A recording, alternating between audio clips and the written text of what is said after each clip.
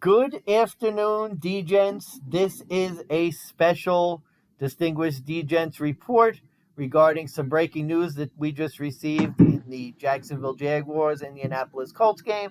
As you're aware, I'm co-host Money Mansman, joined by Big Bucks Beta. Big Bucks, Yes, how you sir. doing this Saturday? Saturday's going all right. Just hanging out, watching some college football. Got the breaking news and felt like I had to throw something out there for the other D-gents because my original handicap of the Colts game is pretty much now out the window, considering, for those who haven't listened, my argument essentially hedged on Jonathan Taylor returning, but now that he's out, it's a whole different handicap at this point. So, I mean, correct me if I'm wrong, man. Were you on the side of the Jags? Did you not like this game? This was always going to be my fade of the week, and just so you're aware, in terms of betting wise, That's right. I did use your 6 point strategy and tease the Jags up. I think at the time I bet them, they were I think they might have been 1.5 points, so I teased them up 6 points to Okay. 7.5 just to give a little bit more leeway. But yeah, this was a fade of the Colts, who I never understood as being back. And definitely the Jacksonville side certainly got some good news, considering the fact that both, as you broke the news on our Twitter account, which is showing up for the viewers here now, both Naheem Hines and Jonathan Taylor were both downgraded to out for tomorrow. So definitely good news. Yeah, a big loss to the Colts, but I mean, weirdly enough, the line hasn't even changed. The line is still at 1.5. The only thing that's changed really is the over/under. It went from 42.5 to 41. Oh, see, that's interesting. So you're wondering, I guess the question for you, Big Bucks, and let me know what you think, is the game line lagging behind the over under? Because generally you would think if it went from, 42.5 to 41, that it might be a pick 'em type game where the number is going to move in one direction. If the over under is going down, presumably then they think that one team's going to be scoring less points than they were before. So I'm wondering if you think that maybe by the start of the game tomorrow, if this will be a pick 'em type game. Yeah, actually, I think you said it best, and the only thing I'll add on to it is that this to me it sounds like it sounds like the bookmakers planned on Taylor not playing anyways because of the line not really changing at this point. Normally, like with big news, you would think a point or two difference. But considering this was already at 1.5, and now the only thing that's changed is 1.5 over under,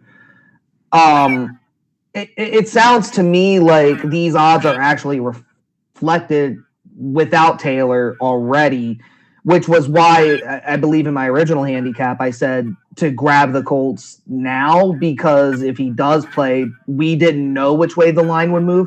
But now, considering he is out, I think you're 100% right. I think we're going to get closer to a pick'em situation, considering right now the Jags are 1.5. Maybe even come closer to game time, it actually does a flip where the Colts become a home dog and the Jags become the favorite. But I think it would take a lot of bets on the Jags in order for that to flip. I mean, considering right now 57% of the money is on the Jags spread.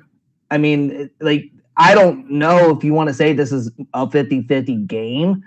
I mean, if you actually look at these teams, I think the Jags might be the better team coming into this game on Sunday, but it's at this point, it's just really hard to defend either side. I mean, Jacksonville no-showed against Houston. They never show up in Indy to begin with, like I mentioned before.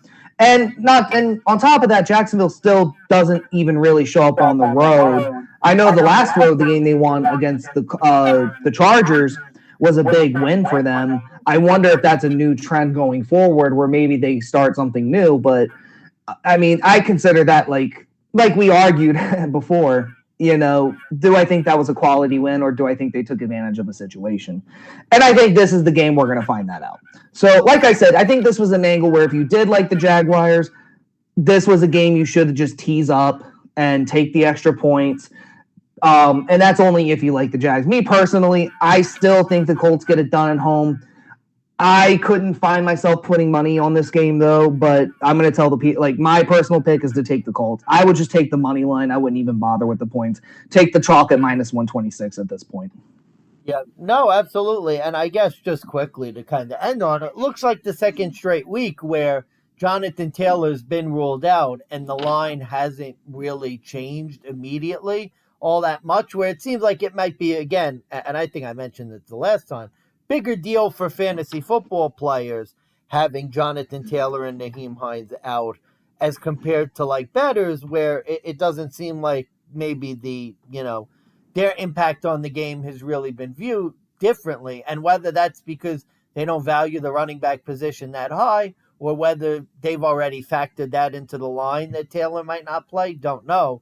But yeah, certainly interesting that it's still the line stuck. But definitely, I would say if you like the Jags, bet them now. And if they're on your side and you want to bet the Colts money line, I might even wait till as quick to, as soon before kickoff as possible, because you're right. It could very well be where the Colts are going to end a home dog. And rather than betting them at minus 126, you might get them plus 100, minus 106, minus 110. It may even be a minus 108, minus 108 game like the Washington and Chicago game was, like, come closer to kickoff.